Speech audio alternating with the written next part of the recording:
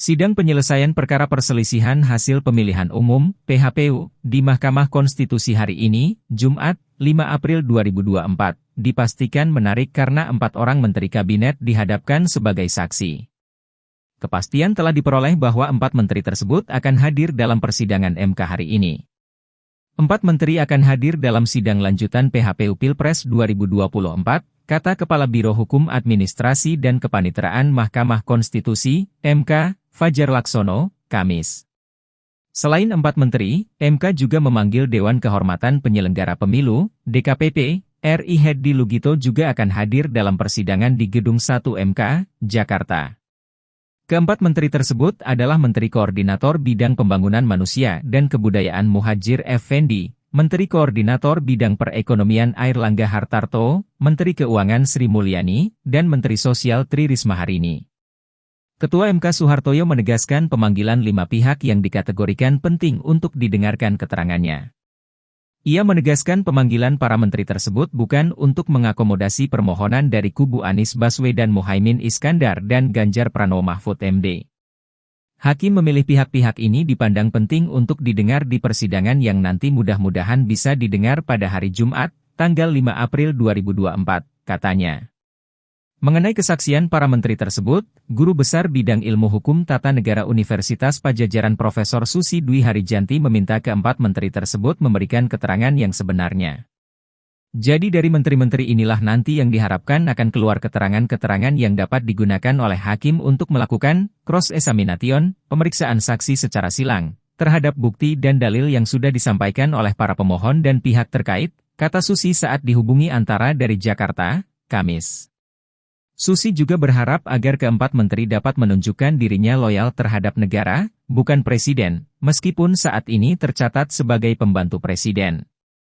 Betul bahwa dia itu adalah pembantu presiden, tetapi dia kan pejabat negara, namanya saja pejabat negara. Jadi, loyalitas tertinggi itu harus diberikan kepada negara. Oleh karena itu, keterangan-keterangan yang akan disampaikan oleh para menteri itu adalah untuk dalam konteks besar bahwa ini adalah untuk kepentingan negara, jelasnya. Ia lantas mengingatkan bahwa kedaulatan negara berada di tangan rakyat, sehingga para menteri harus menempatkan dirinya dengan baik. Ada kewajiban-kewajiban lain yang lebih besar, yaitu kewajiban untuk menyampaikan keterangan-keterangan yang benar kepada hakim, dan itu akan menunjukkan kepada kita semua, bagaimana hakim, bagaimana menteri-menteri itu juga dapat memainkan peran yang penting dalam rangka menegakkan asas-asas pemilihan umum yang diatur di dalam Undang-Undang Dasar, ujarnya.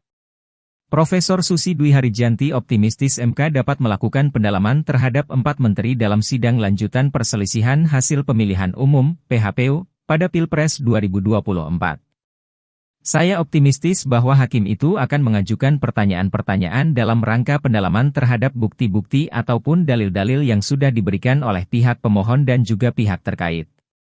Jadi, pertanyaan-pertanyaannya itu akan berkisar ke arah sana, kata Susi saat dihubungi Antara dari Jakarta, Kamis. Namun, katanya, ada tantangan yang harus dihadapi hakim konstitusi ketika terdapat keterangan yang berbeda antara satu menteri dan menteri lainnya. Itulah yang akan menjadi tantangan berikutnya. Jadi, bagaimana dia memberikan nilai terhadap bukti atau memberikan nilai terhadap keterangan yang disampaikan oleh para menteri itu, ujarnya. Profesor Susi menilai kehadiran keempat menteri dalam sidang lanjutan PHPU di MK menjadi penting untuk memperjelas dan memperdalam bukti-bukti yang sudah disampaikan oleh para pemohon maupun pihak terkait. Ia menilai pemanggilan keempat menteri dalam persidangan memang sepatutnya dilakukan karena MK merupakan the guardian of constitution atau pelindung konstitusi. Ini justru yang seharusnya memang dilakukan oleh mahkamah kalau memang mahkamah itu sebagai the guardian of constitution, ujarnya. The guardian of constitution itu, kan artinya dia pelindung. Ya, pelindung konstitusi untuk memastikan bahwa norma-norma konstitusi itu ditegakkan. Norma-norma konstitusi itu dijalankan, dan salah satu norma konstitusi itu adalah asas-asas pemilihan umum.